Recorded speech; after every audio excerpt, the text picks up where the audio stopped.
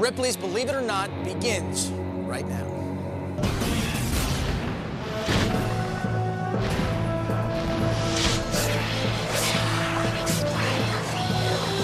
Would you believe Simon Montez was doing a little home improvement when he accidentally drove a 3.5-inch nail deep into his brain?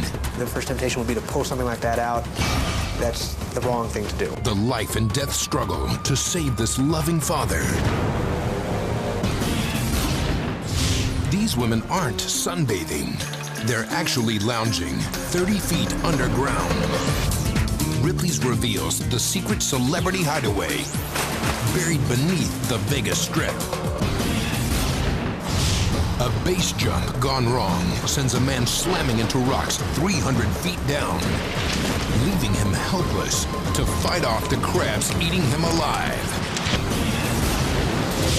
Plus, find out what's got one witch doctor digging up human skulls. Witness the world's first working bionic arm in action. And forget costume jewelry.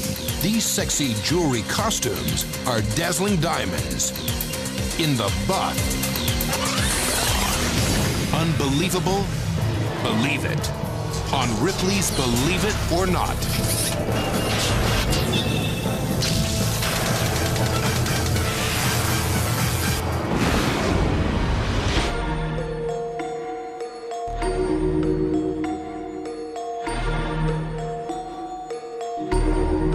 Hello and welcome to Ripley's. When you hear the headline of this next story, you will cringe. A construction worker gets shot in the head with a nail gun, just like this one. Told you you'd cringe. Some of the following images are very graphic. Denver, Colorado native Simon Montez enjoyed spending his weekends working to fix up the family house. But little did this handyman know, his latest project was about to leave him fighting for his life. After a bizarre home improvement accident left a nail embedded 3.5 inches into his brain. I hadn't seen anything like this in 10 years in emergency medicine, and the only time I might expect to see this was on something like Ripley's. As a veteran lieutenant for the local fire department, Simon was familiar with life-threatening situations. But nothing could have prepared this dedicated husband and father of 3 for what was about to happen. Simon had been working on adding another bedroom onto his basement. He had just begun framing the closet and was tacking a board over his head with a nail gun. That's when it happened. The nail gun, a device that uses enough compressed air to fire a nail through a 2x4, slipped. Suddenly, Simon was bleeding from the head. He called Andrea from her room, and she said, I think I've put a little gash on my head. And that's when she saw the nail, and she said, Daddy, you have a nail in your head. His daughter, Andrea, who still can't talk about that day, called 911. The ambulance arrived and rushed Simon to the hospital. The emergency room doctors, who've seen it all, can't believe their eyes. It took the x-ray to convince us that we really had a 3.5-inch nail that had completely penetrated his head. Rushing to her husband's side, Alice is amazed to find Simon alert and trying to communicate. He was just sitting there. And then he pointed towards the x-ray, so I looked over at the x-ray and I just grabbed his hand and just squeezed it. Although Simon is awake, X-rays indicate the situation is critical. The nail is buried deep into Simon's head. If the nail moves even millimeters in any direction, it could be fatal. Doctors have no choice. They prepare Simon for emergency surgery. When I knew he had to go to surgery, it was very hard watching him be taken in. I think probably the worst time that I thought about it is when he asked for the will to be done, and also when he called for the priests. Doctors move quickly but cautiously. Normally, the first temptation would be to pull something like that out. That's the wrong thing to do. And what we wanted to be very sure was what structures it was up against so that when it was pulled out, we'd know what to be prepared for. Little by little, the nail is slowly eased out of Simon's head. Surgeons work for 2 hours to remove the 3.5-inch nail. But the nail penetrated the brain. Now, only time would tell if he would truly be all right. Quite honestly, if you just showed me that x-ray and not let me see the patient, I wouldn't be at all surprised if that patient was dead or very significantly impaired. But against all odds, Simon stuns doctors and pulls through the surgery without complications. The wounded family man is on his way to recovery. Now in this Ripley's exclusive, Simon talks about his amazing ordeal for the first time on television. I think there was a lot of noise. That's what I remember. There was a lot of personnel trying to get in to see me still, and there was just a lot of activity. I knew I was going to be the possibility of being paralyzed or even dying because of all the blood vessels that you have in your brain, you know. Today, Simon is back at work. With only a small scar to remind him, doctors say he's made a full and remarkable recovery. Amazingly, Simon is still remodeling his house and even using that same nail gun. But one thing has changed, and that's the way Simon looks at life. Well, I think it's matured me in my thinking about things. Things don't always go well in your life, but I think you take a step back now and you can reflect on truly what's important in your life.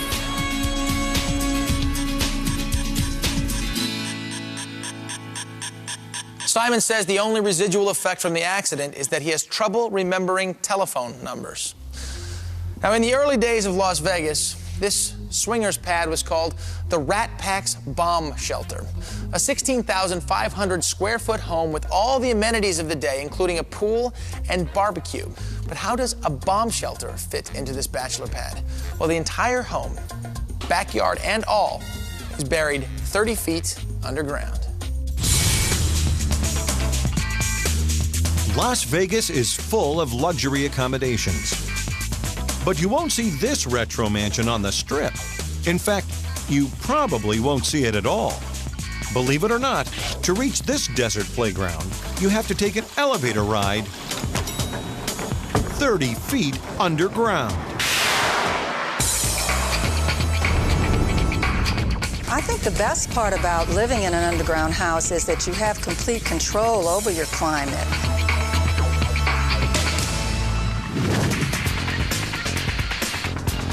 Completed in 1965 after more than 3 years of construction and at a cost of $4 million, this subterranean mansion is actually a bomb shelter designed to survive any catastrophe.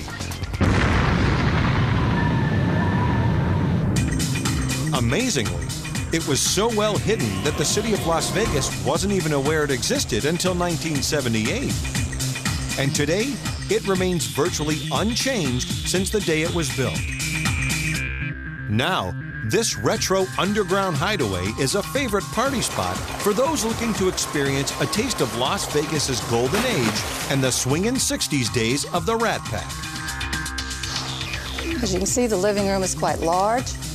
A comfortable seating area over here with a working fireplace. The wet bar is on this end. We call it the pink bedroom. And this is our kitchen, right out of the 60s. But with all that's inside, the best part of this unique dwelling is probably outside the walls. The backyard has its own 4-par golf course. It's got a Jen Air barbecue, a swimming pool, a 15-foot waterfall, hot and cold, special jacuzzi. Although it was created to be a perfect imitation of life above ground, a closer examination reveals the secrets to the underground illusion. For instance, the sun lamps go on and off with a flip of a switch. And if you look closely, it takes a lot of air to keep an underground mansion going. That's the fake tree that they had to put up, so all the fumes and things from your fireplace is vented through that fake tree. Despite electric bills of over $1,200 a month, the owners of this self-contained underground marvel plan to keep it going as long as they can. And since it's designed to survive any man-made or natural disaster, that could be a very long time.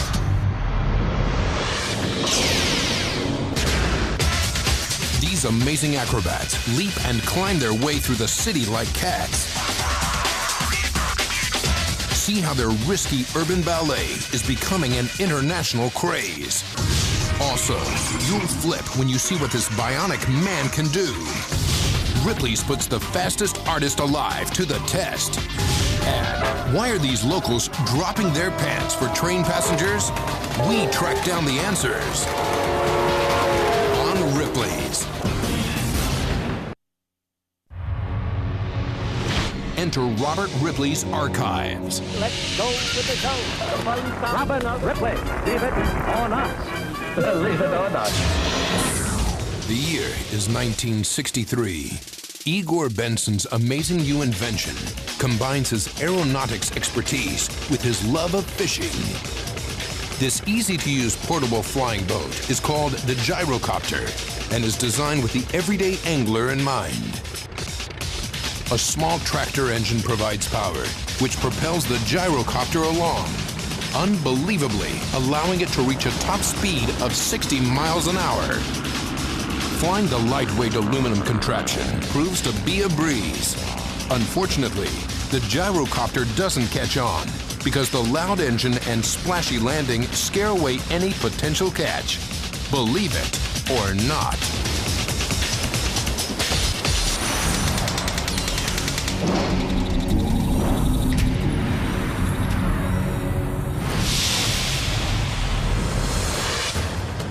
It's the beauty shot of base jumping. Leaping off a 1,000-foot cliff with a majestic roaring waterfall as your backdrop. But for an unfortunate jumper, one waterfall acted like a vacuum and it sucked him into a death spiral. Watch. Deep in the heart of South Africa, nestled among some of the world's most beautiful cliffs, rages a 300-foot waterfall that base jumpers simply can't resist.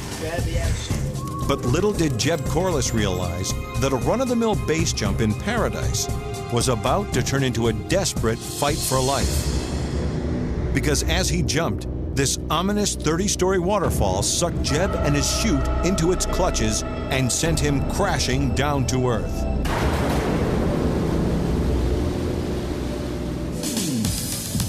Jeb Corliss knew at an early age that he was a risk taker. Always in search of the ultimate thrill, by age 23, he was living his dream, traveling around the world, jumping off any cliff, building, antenna, or bridge he could find. Jeb's adventurous spirit soon landed him in the heart of the South African wilderness with this man, friend and fellow adventurer John Van Scheelkwik, a local base jumping legend who discovered an irresistible jump site known as How It Falls. The place is just amazing. It's this really beautiful. Beautiful, but treacherous. The dangers would be on the left-hand side, you've got a waterfall about 20 meters away from you. So if your parachute opens just about 20 degrees off to the left-hand side, you fly into the waterfall, and the waterfall falls onto rocks, so it's a miracle if you would survive a fall like that. John had pulled off the tricky jump several times before, so this time he decided that instead of joining Jeb, he'd videotape his friend's first jump. Setting up his gear on the cliffs across from the falls, John had an eerie premonition. When he looked across the canyon, John noticed something was terribly wrong. And I could see the winds were really, really turbulent. And I yelled to them, you know, don't jump, and I was waving my hands, but they couldn't hear because the thundering of the water was quite hectic. With the camera rolling, Jeb, oblivious to John's warnings, positions himself to jump. 3, 2, 1. See you guys. Jeb jumps. First, his parachute deploys normally. But in an instant, the turbulent air sucks him into the pounding waterfall, slamming him violently into the rocks below. Looking through the lens, John can't believe what's just happened. I couldn't see down there, so I brought the camera back on and I zoomed it in, but he was nowhere to be found. He was just under the water the whole time. And I thought, okay, what am I going to do? He's dead. And I moved the camera over the water and I saw just his body coming up, just floating in the water. John drops the camera and rushes to the bottom of the falls. He finds Jeb clinging to life. Now, the first thing I realize is that I'm very, very cold, and I'm starting to shiver. and the shivering is really hurting me because everything's broken. But unbelievably, while waiting for his friends to reach him, Jeb's broken body is being attacked. When I'm sitting there holding onto this big boulder, unable to move, I have these little crabs nibbling on me. So I'm basically being eaten alive by crabs. After pulling him out of the water, John stays with Jeb while others go for help. But after such a treacherous fall, how would Jeb possibly get out of the wilderness alive?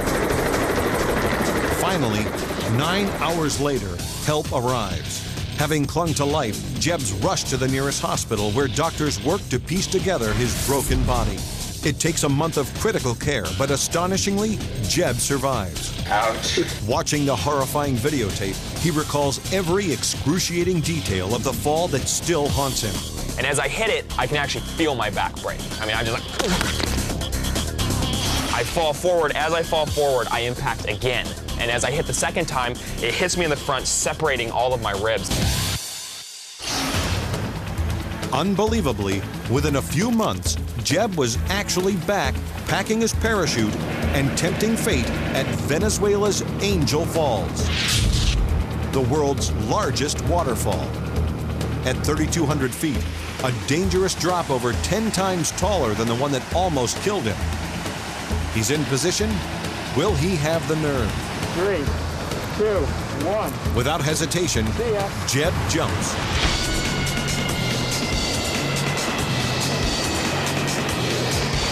It's a breathtaking free fall that takes Jeb dangerously close to the mountain face.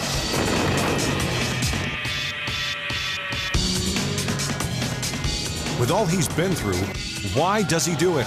I really like the idea of pushing the parameters of what's humanly possible and doing things that others think, that's just insane.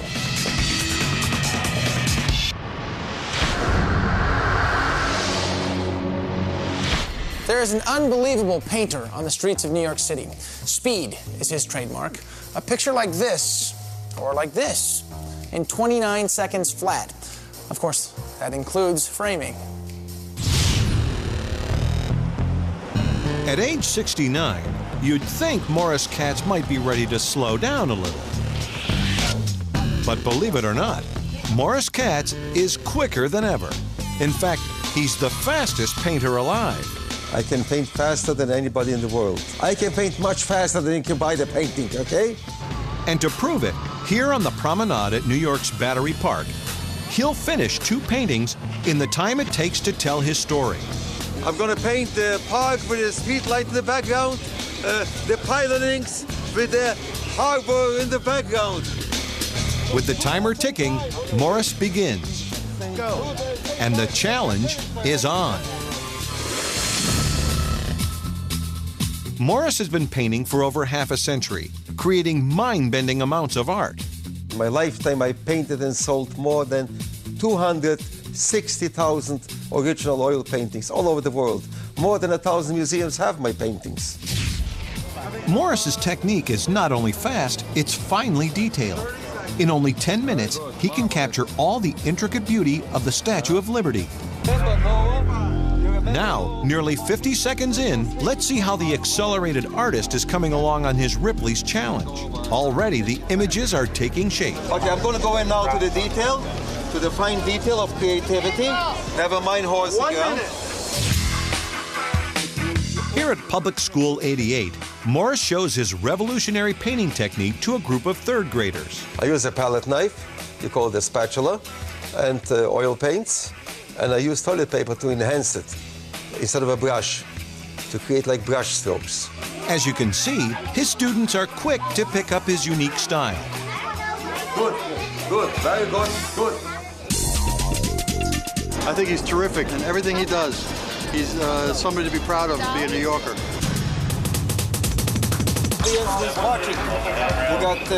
And back on the promenade, where Morris has become a celebrity of sorts, the incredible artist adds a final touch.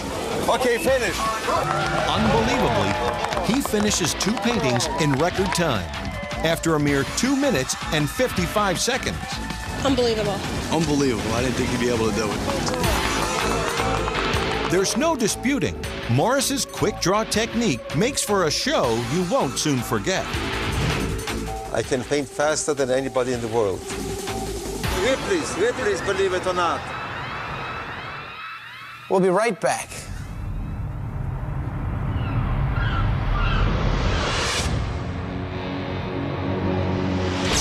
Next, these people are praying to a human head. Find out why they swear by the secret power of these skulls. Plus, how long can Mr. Freeze stay trapped inside a meat locker? Also, the people on a bare-bottom mission to moon this passenger train. And glittering glue-on garments sure to make you sparkle. Coming up on Ripley's.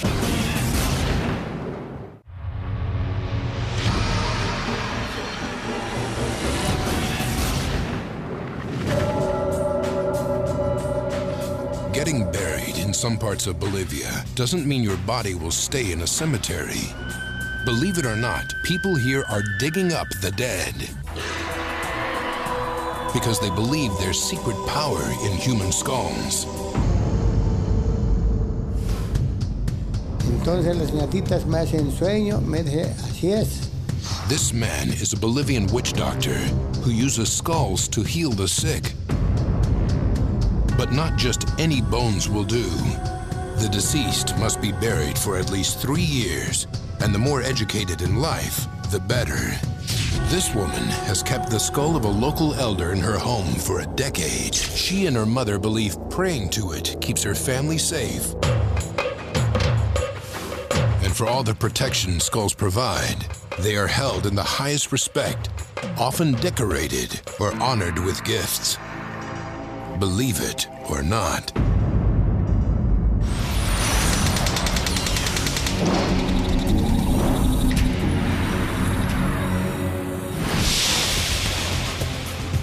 A new sport has been born in the city of Paris, France.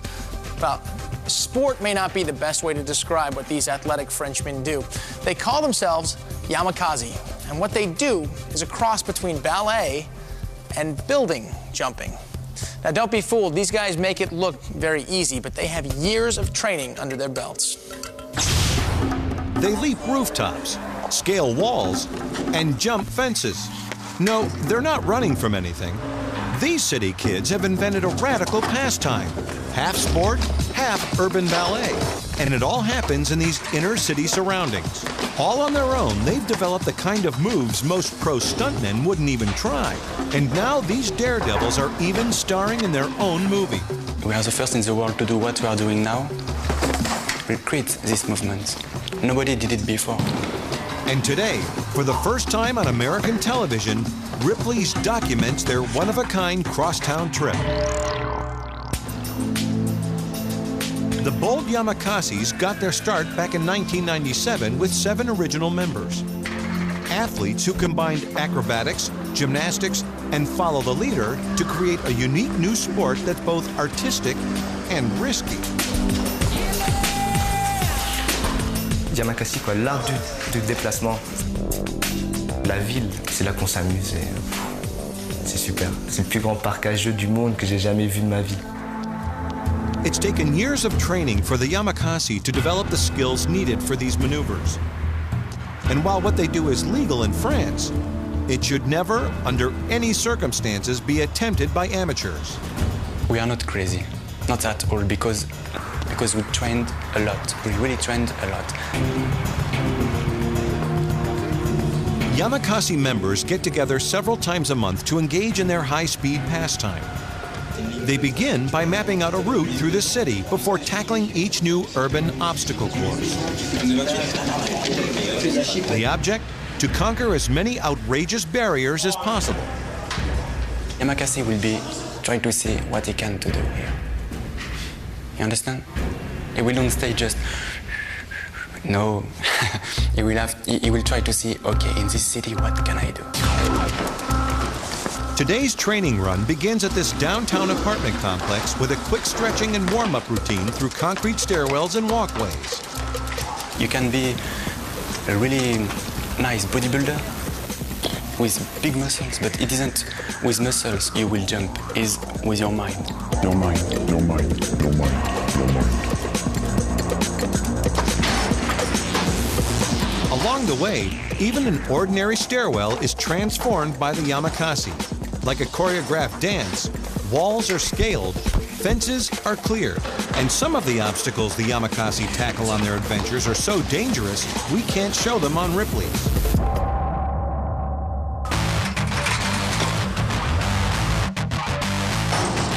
But as their action-packed film demonstrates, recognition for this extreme new sport has made its way into modern culture. 7 city kids who can now be found performing around the world. Yamakasi, we know each other since we are kids. We grew up together and we believed in what we did and we continue to do it. We never give up. It wasn't always easy, but we never give up. Ripley's world of unbelievable animals.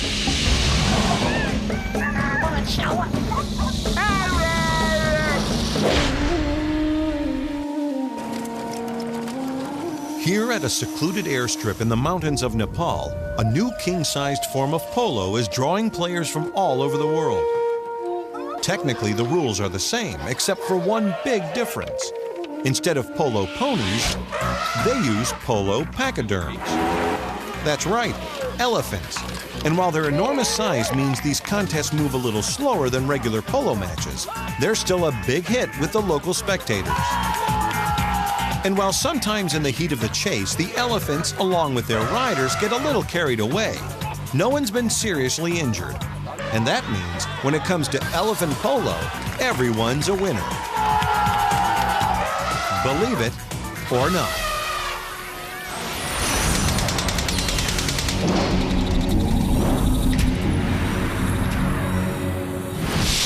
Next, he's so cold, his skin is turning purple. Now find out how long Mr. Freeze can survive, locked in a meat locker that's 35 below zero. I don't know what's going to happen. Plus, Doug Lucht skis without snow. We'll show you how he's taking his potentially deadly pastime to the streets at over 60 miles an hour. And the Baywatch beauty taking to the runway in nearly nothing but rhinestones. One designer's incredible passion for sparkling fashion. Next.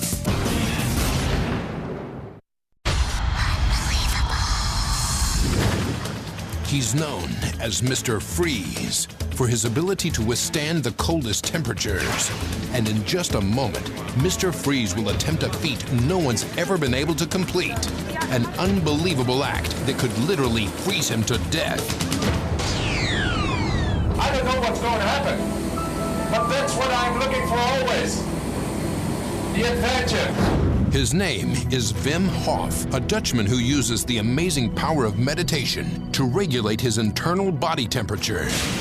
Tonight, wearing just a swimsuit, Wim will see how long he can survive inside this frigid cold meat locker, where the temperature is an icy 35 degrees below zero.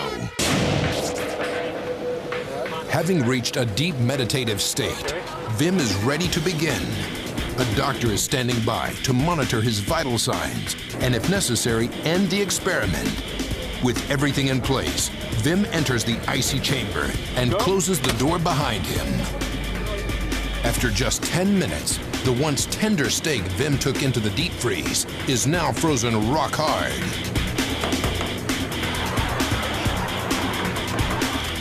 "20 minutes, and Wim is still unfazed. He's doing okay, but if you look carefully, you can see that there is a discoloration of the skin. At 30 minutes, ice is actually forming on Wim's bare chest. But amazingly, through the use of a thermal camera, we can see Wim is still generating heat from around his ribcage. After 40 minutes, when an ordinary human would already be in a cold-induced coma, maybe even dead, Mr. Freeze stands his ground.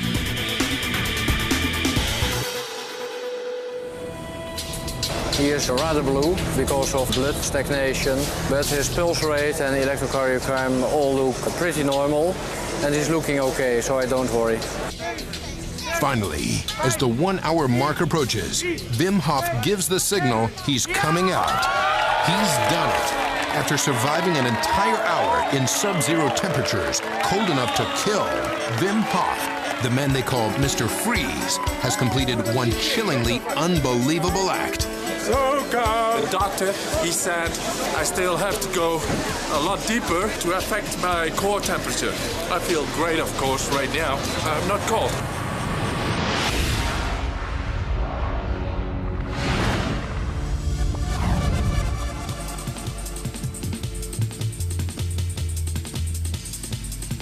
Are you finding it hard to keep up with all the new hybrid sports that your kids are playing these days? Well, brace yourself, because another one is catching on and racing down your quiet suburban street. Inline skates plus downhill skiing equals this. Growing up in Vermont, Doug Luck loved competing in snow sports, especially downhill skiing. Then at age 16, Doug's interest shifted to the new sport of inline skating. But Doug soon became frustrated. He just couldn't go fast enough on rollerblades. A few years later, and still in search of speed, Doug pondered the question, is it possible to combine the quickness of skiing with the versatility of inline skating? I worked for Rollerblade for a few years testing prototypes and finding out what works, what doesn't. Doug made his own working prototype. While he still used standard ski boots and conventional poles tipped with rubber, the inline skis had to be custom made. After a quick test run, the extreme sport of street skiing was born. Basically what I did was combine my two favorite sports of skiing and inline skating. And today, Doug is pushing the limits of this new sport. He's attempting to ski down this hill at speeds fast enough for the freeway, over 50 miles an hour. If you're like me and speed is your thing, it is an incredible rush.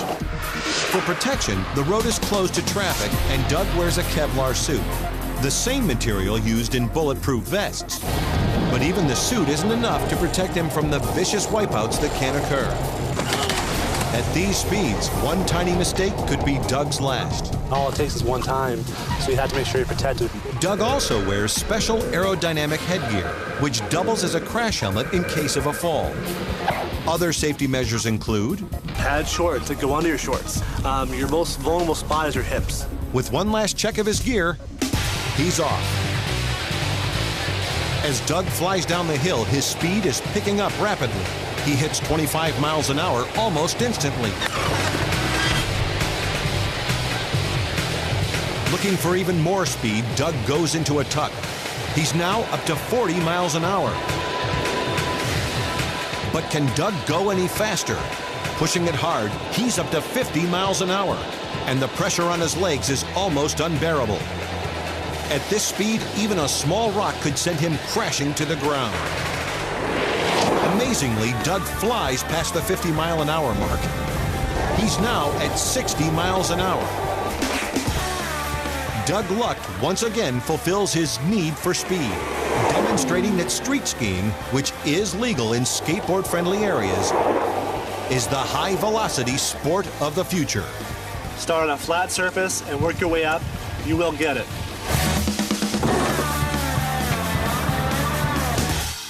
Because the sport is relatively new and equipment keeps improving so dramatically, street ski speed record holders are lucky if they can keep their title for a month.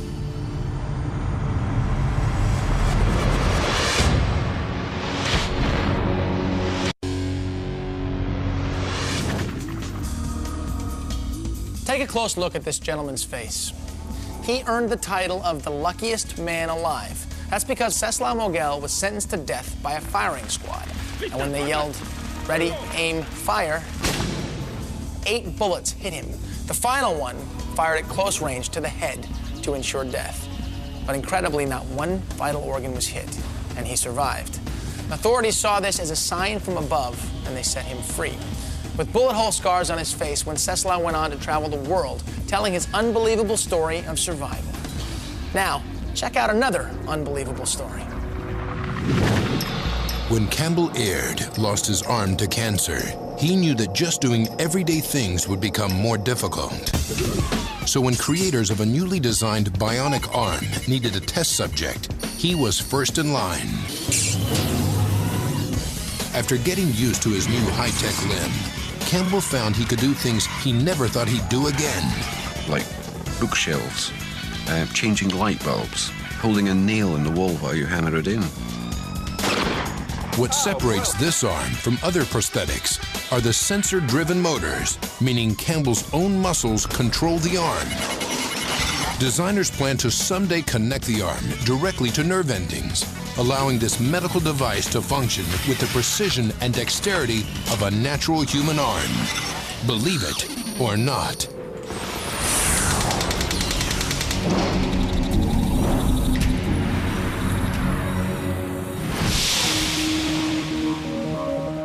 Here on Ripley's, things are not always what they appear to be. Take these 3 jars, for example. What looks like sparkling gems are actually a tube top, a halter top, and a bikini. This is going to be a fun part of the show. Let's just watch.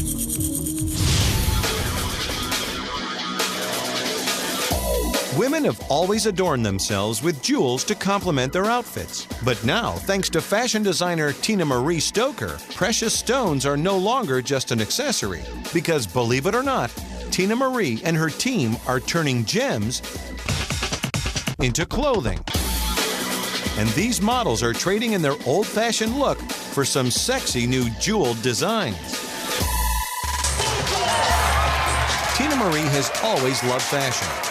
And it was back in 1996 that she came up with the idea for wearable gemstones. The original concept was to do a fashion accessory for girls to wear, like when they go on vacation and do things, that they could adorn their body.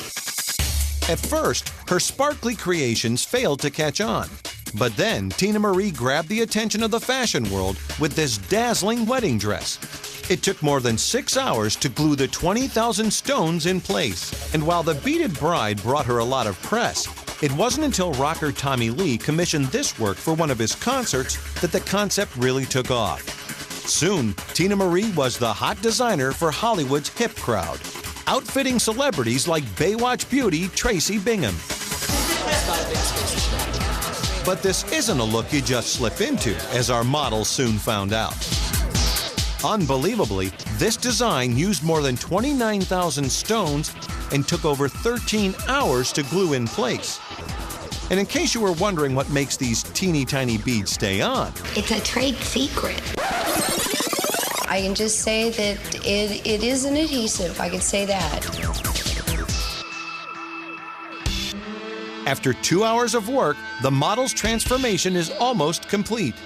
You feel more covered than you think. You really do. You don't feel exposed. And with a few more gems, these women are ready to hit the town. Amazingly, Tina Marie's special adhesive allows you to dance, sweat, shower, and even swim in her creation. In fact, if properly taken care of, the jewels will stay on for up to 2 weeks, and they're reusable. You can peel them and re-stick them to the board that they come on, kind of like a sticker sheet.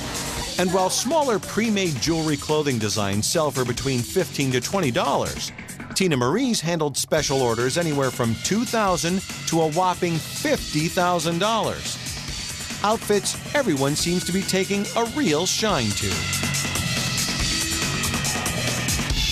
I told you so. Ripley's will return after this.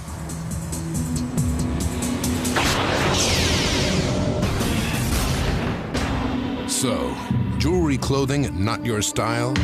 Maybe you'd like to try on this necklace made of maggots. And the train ride that'll get you there in a flash. That's because these bystanders regularly drop their drawers for the railroad. I'm going to do it. Find out why when Ripley's returns. Stories you can't imagine. People you won't believe. Ripley's Believe It or Not. Here in this tiny Southern California town, hundreds gather together at the same time, on the same day, year after year, and wait for the train. We have friends coming from Australia, from England, and my whole family flies in from different states, and it's an annual event we never miss. It's a tradition that began 25 years ago. A regular customer at this local saloon decided to celebrate his birthday with a very personal salute to the train. Now the train's unsuspecting passengers are about to get more view than they bargained for. Because this unique clan of men and women have gathered here to take down their pants and moon train passengers. I'm going to do it. Some display personal messages, while others go au naturel. For these mooners, it's a rite of passage, and they travel hundreds, even thousands of miles for their brief moment of expression. Believe it or not.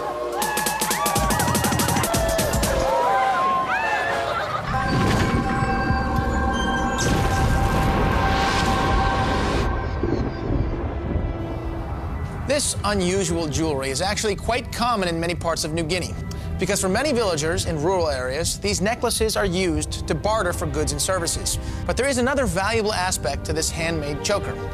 You see these? What looks like ornately carved wood beads are actually maggots.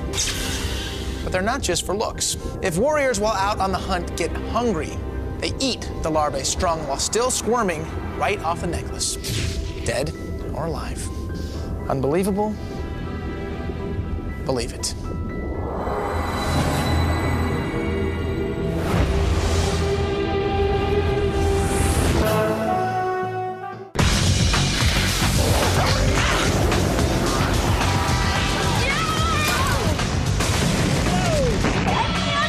Only those with the guts. All right, let's do this. Win the glory.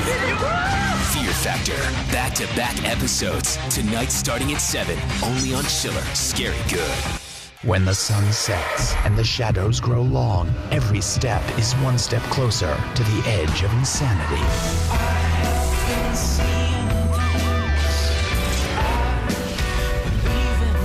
Forrest Whitaker hosts The Twilight Zone. Chiller premiere Saturday, December 29th at 7, only on Chiller.